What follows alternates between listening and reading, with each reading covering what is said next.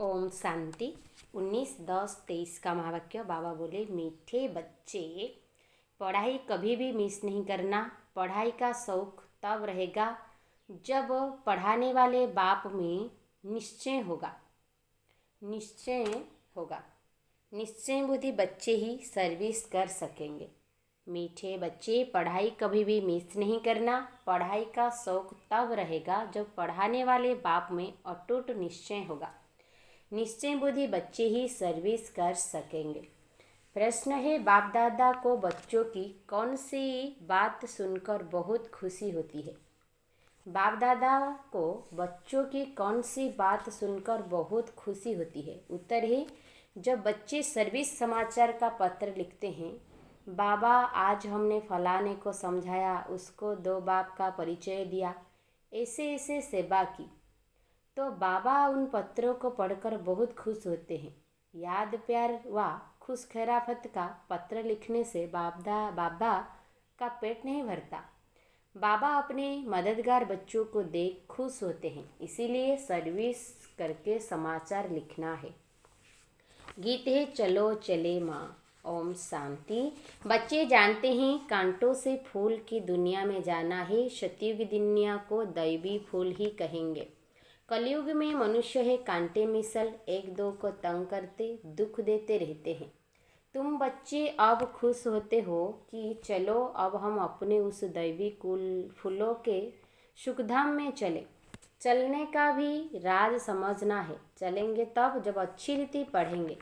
पहले तो निश्चय चाहिए, पढ़ाने वाला कौन है।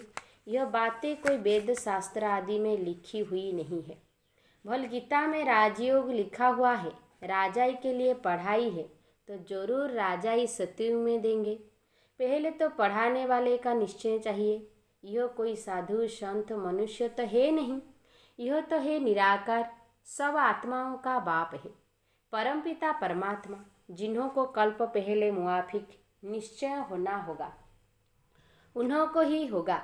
तुम देखते हो फूलों की दुनिया स्वर्ग में चलने के लिए हर एक का अपना अपना पुरुषार्थ है।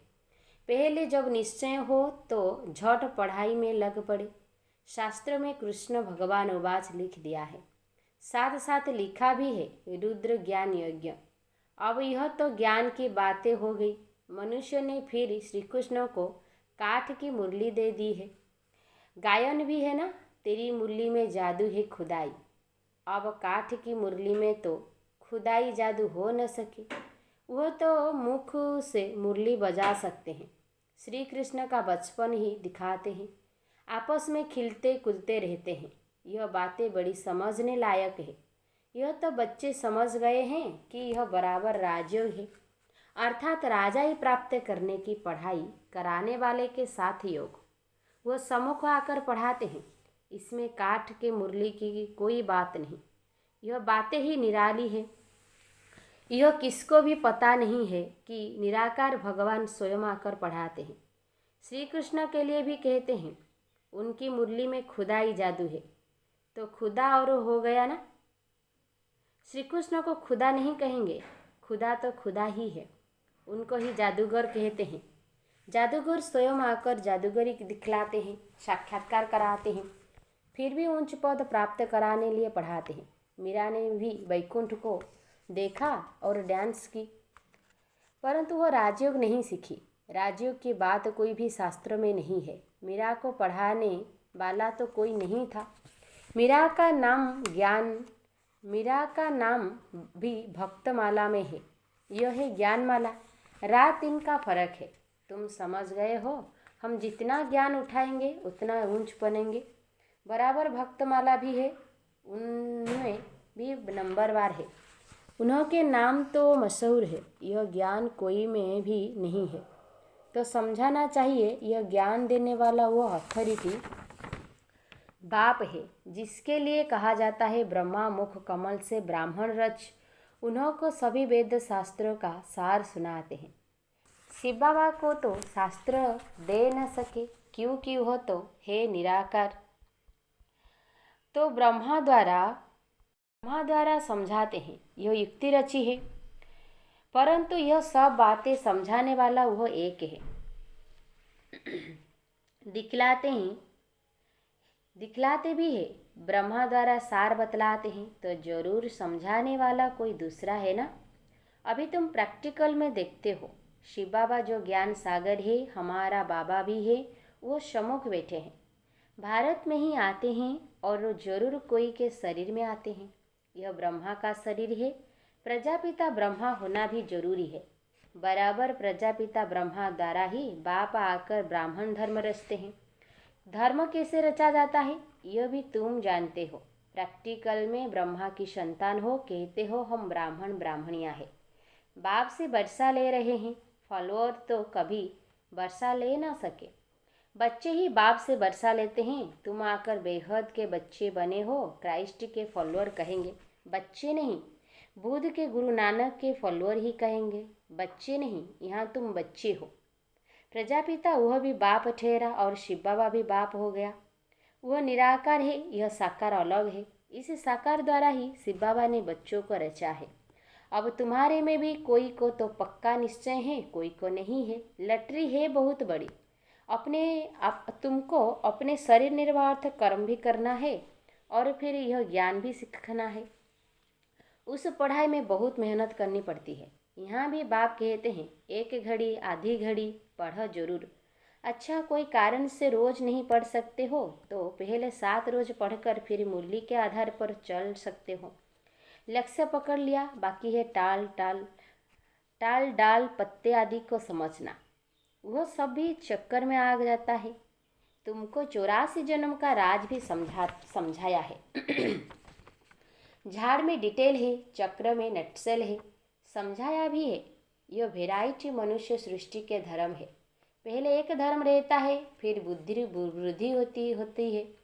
झाड़ भी दिखाया है, कैसे फाउंडेशन निकलता है। कितना सहज राज है। ड्रामा और झाड़ को समझना है, बुद्धि में धारण करना है और दूसरों को समझाना है। 2 बाप की पॉइंट तो जरूर समझानी है।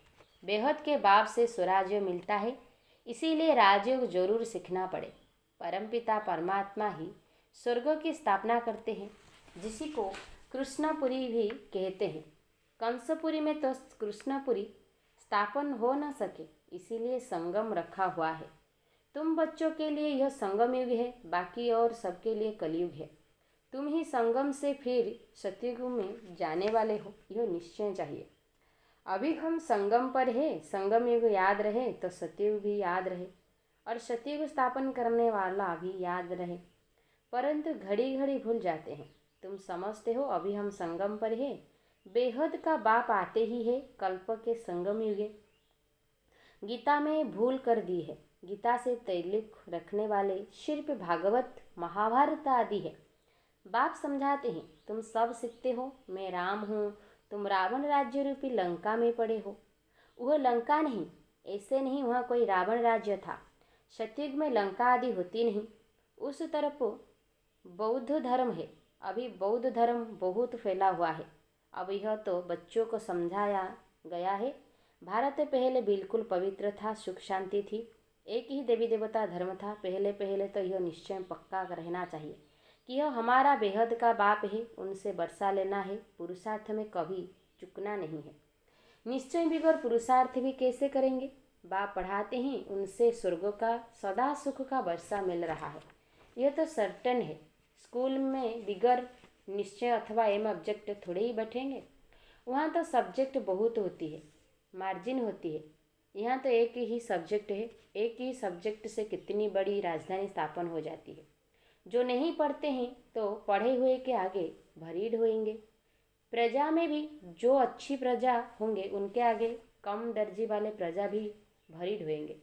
प्रजा भी नंबरवार हो तो है ना, कोई गरीब कोई साहूकार, एक न मिले दूसरे से। कैसा यह ड्रामा है। सभी मनुष्यों के फीचर्स आज ड्रामा में न्यून है पाठ बजाने के लिए। कितनी गुह्य बातें हैं जो धारण कर यथार्थ रीति समझाना है। सब तो नहीं समझा सकते, कितनी अच्छी बातें समझाते हैं। निश्चय में ही विजय है। निश्चय होगा तब ही पढ़ेंगे। कोई तो संशय बुद्धि हो, पढ़ाई को छोड़ देते हैं। अहो माया झट तूफान लगाए संशय में डाल देती है। संशय बुद्धि विनश्यंती, चढ़े तो चाके बैकुंठ रस, गिरे तो चकनाचूर। फर्क तो बहुत है। गिरे तो एकदम चंडाल, चढ़े तो एकदम बादशाह। सारा पढ़ाई पर मदार है। आगे कभी सुना कि निराकार शिक्षक कैसे होता है? अभी शिव बाबा द्वारा तुम सुनते हो। तुमको निश्चय हुआ है मैं तुम्हारा बाप हूँ, पतित पावन भी हूँ, नलेश फूल भी कहते हो।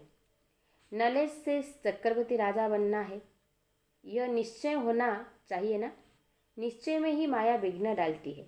दुश्मन सामने खड़ा है, तुम जानते हो माया हमारी दुश्मन है, घड़ी घड़ी धोखा देती है, पढ़ाई में संशय डाल देती है। संशय में आकर बहुत बच्चे पढ़ाई को छोड़ देते हैं। पढ़ाई को छोड़ा गया बाप, टीचर, सद्गुरु को भी छोड़ दिया। वो तो गुरु बदलते रहते हैं, अनेक गुरु करते हैं। यह तो है एक ही गुरु सद्गुरु है। यह अपनी महिमा नहीं करते हैं, बाप अपना परिचय देते हैं। भक्त लोग गाते हैं शिवाय नमः।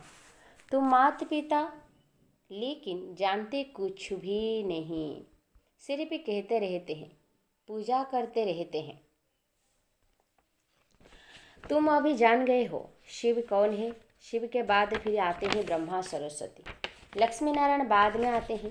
पहले शिव बाबा, फिर ब्रह्मा विष्णु शंकर। बाप कहते हैं पहले पहले ब्रह्मा में प्रवेश करता हूँ, इनको पहले रचता हूँ। ब्रह्मा द्वारा स्थापना, फिर ब्रह्मा ही विष्णु बन पालना करते हैं। यह सब पॉइंट्स नोट करनी चाहिए, फिर किसको समझाने की कोशिश करनी चाहिए। कोई तो बहुत अच्छा समझाते हैं। बाबा की तो बात ही अलग है। कभी शिव बाबा समझाते हैं, कभी भी यह भी समझाते हैं। तुम हमेशा समझो शिव बाबा समझाते हैं। शिव बाबा को याद करने से विक्रम विनाश होते हैं। तुम समझो शिव बाबा इन द्वारा नई नई पॉइंट सुनाते हैं, बड़ा युक्ति से समझाते हैं। तो बच्चों को समझना भी चाहिए। पहले तो निश्चय करना है, 7 रोज में भी रंग अच्छा लग सकता है।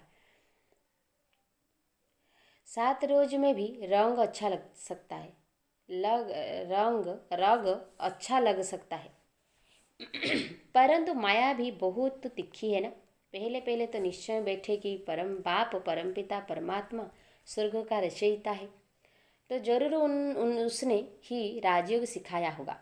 श्री कृष्ण सिखला न सके, उनका आना ही सतयुग में होता है। स्वर्ग का रचयिता शिव बाबा है।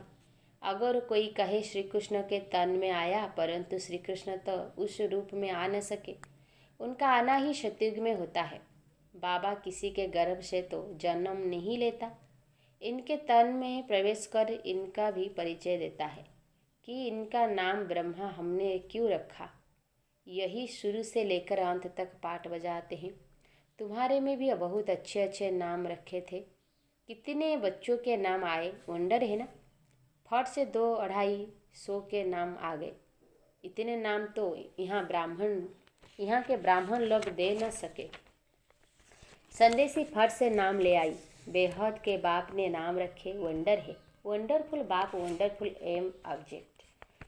तुम सो राजाओं के राजा बनेंगे। लक्ष्मी नारायण का चित्र बड़ा क्लियर है। ऊपर में त्रिमूर्ति का चित्र बड़ा एक्यूरेट है। 84 जन्म भी जरूर लेने हैं। कलयुग का अंत पति थी, सतयुग की आदि पावन। बच्चों को सर्विस का सबूत देना चाहिए। बाबा हमने भी यह छोटे छोटे पर्ची छपवाए। ऊपर में शिव, त्रिमूर्ति और 2 बाप का परिचय हो। यह पॉइंट्स जरूर होनी चाहिए। ऐसे ऐसे पर्ची छपवा कर खूब सर्विस करके समाचार देना चाहिए, तब बाप की दिल पर चढ़ेंगे। चिट्ठी सिर्फ खुश खराफत की नहीं, सर्विस करके समाचार लिखना है कि बाबा यह सर्विस की। सिर्फ याद प्यार लिखने से बाबा का पेट क्या भरेगा। आज फलाने को समझाया, आज पति की सर्विस की, बहुत अच्छा खुश हुआ। ऐसे ऐसे सर्विस की समाचार बाबा को लिखना है। 2 बाप की पॉइंट मुख्य है। बेहद का बाप है ही स्वर्ग का राज्य भाग्य देने वाला। तुम कितने मीठे मीठे बच्चे हो। बाप समझाते हैं यह सब एडाप्टेड चिल्ड्रन है। इतने सब तो धर्म के बच्चे ही हो सकते हैं, वह धर्म के फॉलोअर्स होते हैं। यहाँ तुम बच्चे हो, बाप भी ऐसे बच्चों को देख खुश होते हैं। यह तो हमारे बच्चे हैं। अभी अंत का पाठ बजा रहा है। स्वर्ग की स्थापना में मदद करने लिए मेरे साथी बने हैं। यह है रुद्र शिव बाबा का स्वराज्य अश्वमेध ज्ञान यज्ञ। शिव बाबा स्वर्ग की स्थापना कैसे करते हैं? पहले ब्रह्मा और ब्राह्मणों द्वारा रुद्र ज्ञान यज्ञ रचते हैं, जिसी से स्वर्ग की स्थापना होती है। तो जरूर ब्राह्मणों को ही यज्ञ संभालना है। अच्छा, मीठे मीठे शिकिलधे बच्चों प्रति माता पिता बाप दादा का याद प्यार और गुड मॉर्निंग। रूहानी बाप की रूहानी बच्चों को नमस्ते। हम रूहानी बच्चों की रूहानी बाप दादा को याद प्यार गुड मॉर्निंग, नमस्ते नमस्ते नमस्ते। धारणा के लिए मुख्य सार। पॉइंट नंबर 1, निश्चय बुद्धि बन पढ़ाई करनी है। कभी भी किसी बात में संशय नहीं उठाना है। निश्चय में ही विजय है। पॉइंट नंबर 2, बाप का साथी बन स्वर्गों की स्थापना में पूरा मददगार बनना है। यज्ञों की संभाल करने वाला पक्का ब्राह्मण बनना है। वरदान है, ज्ञान स्वरूप बन कर्म और फिलोसफी को पहचान कर चलने वाले कर्म बंधन मुक्त भव। ज्ञान स्वरूप बन कर्म फिलोसफी को पहचान कर चलने वाले कर्म बंधन मुक्त भव। कई बच्चे जोश में आकर सब कुछ छोड़ किनारा कर तन से अलग हो जाते हैं, लेकिन मन का हिसाब किताब होने के कारण खिंचता रहता है, बुद्धि जाती रहती है। यह एक बड़ा विघ्न बन जाता है। इसीलिए कोई से किनारा भी करना है तो पहले निमित्त आत्माओं से वेरीफाई कराओ, क्योंकि यह कर्म की फिलॉसफी है। जबरदस्ती तोड़ने से मन बार बार जाता रहता है।